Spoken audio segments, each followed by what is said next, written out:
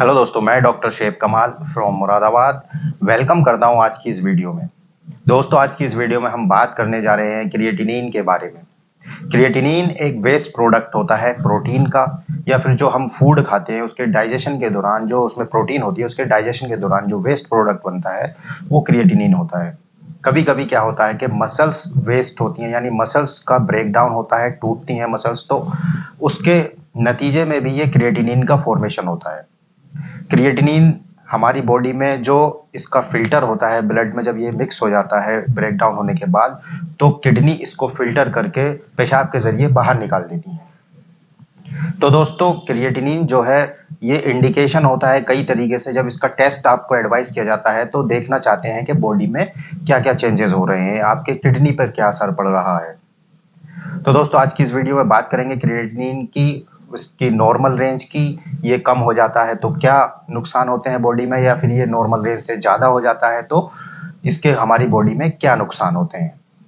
दोस्तों, पहली बात तो जो क्रिएटिनिन, ये जो वेस्ट प्रोडक्ट है क्रिएटिनिन, जब ये प्रोड्यूस होता है तो ब्लड में ये मिक्स होता है, उसके बाद ये किडनी इसको छानकर बाहर निकालती है पेशाब के जरिए, जैसा अभी बताया गया है। तो कभी कभी क्या होता है कि जब किडनी हमारी या आपकी किडनी नॉर्मल फंक्शन नहीं करती है, उसमें किडनी में कोई कमी आ जाती है, तो क्रिएटिनिन को छा नहीं पाती सही से, जिससे क्या होता है कि ब्लड में इसका लेवल बढ़ जाता है और यूरिन में जो है इसका लेवल कम हो जाता है।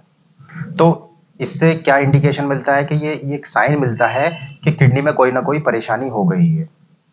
इसके अलावा दोस्तों, जो क्रिएटिनिन का लेवल है ब्लड में, वो किसी मेडिसिन के साइड इफेक्ट की वजह से भी बढ़ जाता है। यानी कुछ मेडिकेशंस ऐसी होती हैं जो आपके बॉडी में क्रिएटिनिन के लेवल को बढ़ा देती हैं, यानी इसका मतलब है कि मसल्स वेस्टिंग ज़्यादा हो रही है। तो ऐसे में आपको इन मेडिकेशंस को पहचानने में भी मदद मिलती है क्रिएटिनिन का लेवल अगर बढ़ा हुआ है तो। दोस्तों, ये जो क्रिएटिनिन का टेस्ट है तो ये कब कराना चाहिए और किन लोगों को कराना चाहिए। तो कुछ ऐसी कंडीशंस हैं जिनमें क्रिएटिनिन का टेस्ट कराना ज़रूरी हो जाता है। जैसे अगर आपके शरीर में स्वेलिंग आ गई है और पूरे जिस्म में जो है सूजन आ गई है, फूलने लगा है, शरीर फूलने लगा है, फेस पफी सा हो गया है, या फिर स्किन ड्राई होने लगी है, इचिंग रहने लगी है, नंबनेस रहने लगी है, मसल क्रैम्प्स आने लगे हैं, यानी टांगों में दर्द रहने लगा है, बॉडी में दर्द रहने लगा है, उल्टी या मितली बहुत ज़्यादा आती हैं, भूख बहुत कम लगने लगी है, वजन लगातार कम होता चला जा रहा है, या फिर पेट में दर्द होता है, यानी जहाँ पर गुर्दे होते हैं उस साइड में दर्द हो रहा है, नींद नहीं आ रही है, नींद कम आती है, या फिर आप डायबिटिक हैं या फिर हाइपरटेंसिव हैं, यानी ब्लड प्रेशर हाई रहता है आपका, या फिर आपकी जो ब्लड शुगर है वो ज़्यादा हाई रहती है, तो ऐसी कंडीशन में आप क्रिएटिनिन का टेस्ट करा सकते हैं। इसके अलावा दोस्तों, स्मोकिंग और अल्कोहल जो कंज्यूम करते हैं उन लोगों को भी क्रिएटिनिन का टेस्ट कराना मैंडेटरी हो जाता है जब परेशानी आने लगती है तो।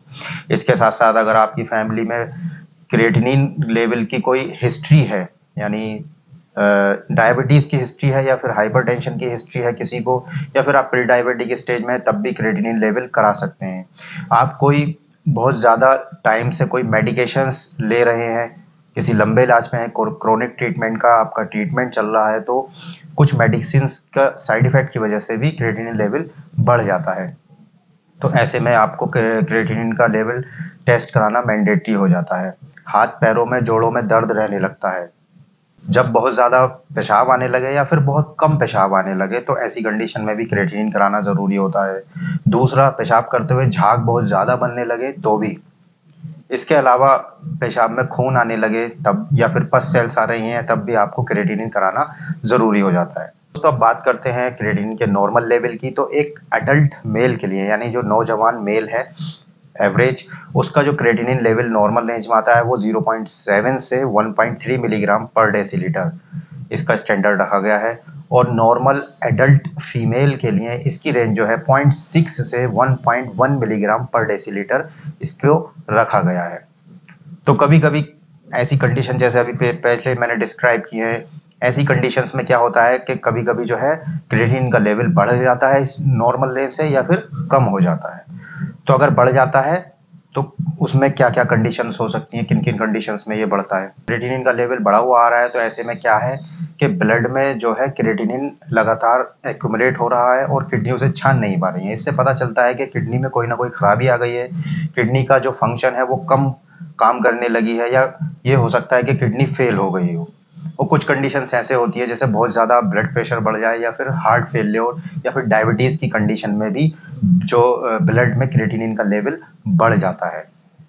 इसके अलावा जो क्रिएटिनिन का लेवल है वो बहुत कम पानी जैसे लोग पीते हैं, डिहाइड्रेटेड रहते हैं, तो ऐसी कंडीशन में भी जो क्रिएटिनिन का लेवल बढ़ जाता है। ज़्यादा एक्सरसाइज करने पर भी क्रिएटिनिन का लेवल बढ़ता है और स्मोकिंग करने पर भी क्रिएटिनिन का लेवल बढ़ सकता है। दूसरी ओर जो मसल वेस्टेज होता है यानी जो मसल डिजेनरेशन होता है या मसल्स यानी मांसपेशियों की कोई बीमारी है, कोई मसल डिसऑर्डर अगर आपको हो गया है तो ऐसी कंडीशन में भी क्रिएटिनिन का लेवल बढ़ जाता है। और दोस्तों अगर क्रिएटिनिन का लेवल नॉर्मल से कम आ रहा है तो ये कुछ ऐसी कंडीशन हो सकती हैं जैसे माल न्यूट्रिशन यानी कुपोषण। कुपोषण में या माल न्यूट्रिशन में भी क्रिएटिनिन का लेवल कम हो जाता है। इसके साथ साथ अगर मसल सिकुड़ रही हैं आपकी और बुढ़ापे के साथ साथ मसल्स का साइज कम होता चला जा रहा है, मसल वेस्टिंग हो रही है बुढ़ापे के साथ साथ, तो ऐसी कंडीशन में भी क्रिएटिनिन का लेवल कम हो जाता है। तो दोस्तों क्रिएटिनिन एक बहुत ही अच्छा टेस्ट है कराने के लिए, ताकि आपके शरीर में कई तरीके के डिसऑर्डर्स का अंदाज़ा लगाया जा सके, उसको डायग्नोस करने में आसानी हो सके।